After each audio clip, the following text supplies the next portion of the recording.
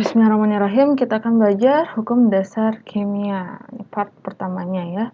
Yang pertama, pada awal abad ke-18, para ilmuwan itu melakukan percobaan kuantitatif terhadap reaksi-reaksi kimia. Nah, ternyata nih, ada keteraturan-keteraturan tertentu yang dinyatakan sebagai hukum dasar kimia.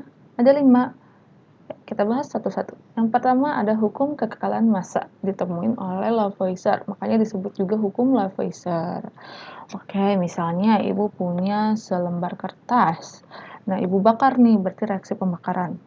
Kira-kira massa kertas sebelum dibakar sama massa kertas setelah dibakar, sama nggak? Kalau kita lihat hasil pembakarannya hanya berupa abu saja, ya, pasti berbeda.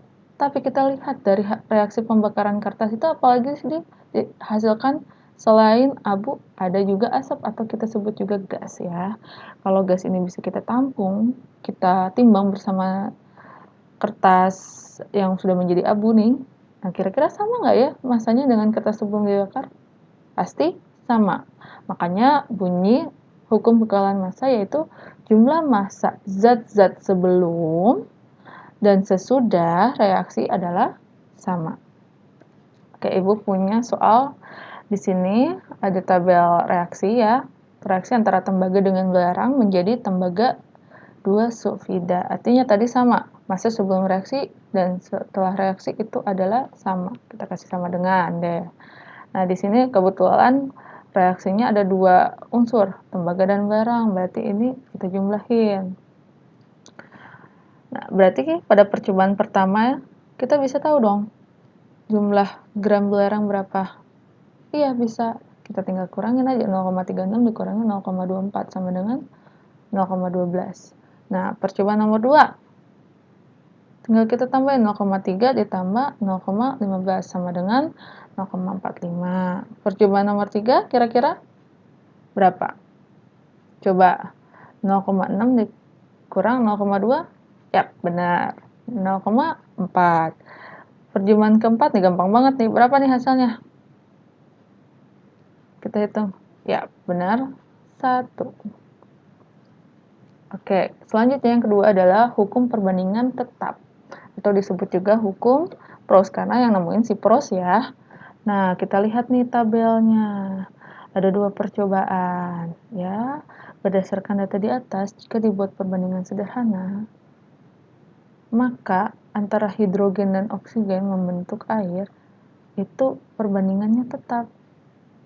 Nah, di sini hidrogen dan oksigen 1,8. Ini udah nggak bisa disederhanain lagi ya, karena ini udah bulat dan udah paling kecil. Terus pada percobaan kedua, 2 dan 16 bisa disederhanain nggak? Bisa ya, ini sama-sama dibagi 2, hasilnya 1:8. Maka tetap hidrogen dan oksigen dalam air itu 1:8. Bunyinya benar.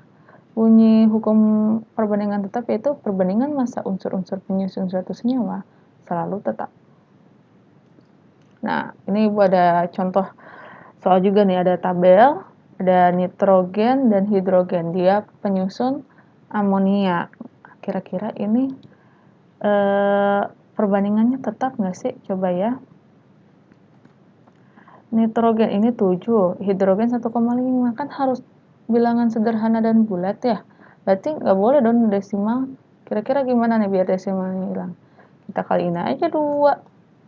Dikali 2. Kalau ini kali 2 berarti sebelahnya nitrogen juga harus dikali 2 dong. Misalnya berapa? Ini 14. Ini 3. Oke. Selanjutnya percobaan kedua nih, 28 sama 6. Kira-kira gimana? Kita yang gampangnya deh, dibagi 2 dulu deh. Dibagi 2, 28 dibagi 2 sama dengan 14.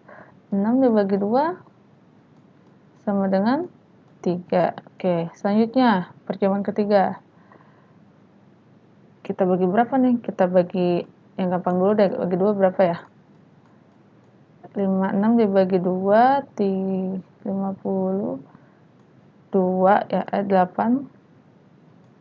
Karena 16, 8, 28. Nah, 12 dibagi 2 sama dengan 6. Bisa disederhanain lagi nggak 28 sama 6? Bisa dibagi 2 lagi. sama dengan 14. Ini 6 dibagi 2 lagi sama dengan 3. Jadi ketemu nih, tetap kan 14 terus. Ini 3 terus. Artinya perbandingan tetap antara nitrogen dan hidrogen dalam membentuk amonia itu berapa? Itu 14 dibanding 3. Seperti itu ya.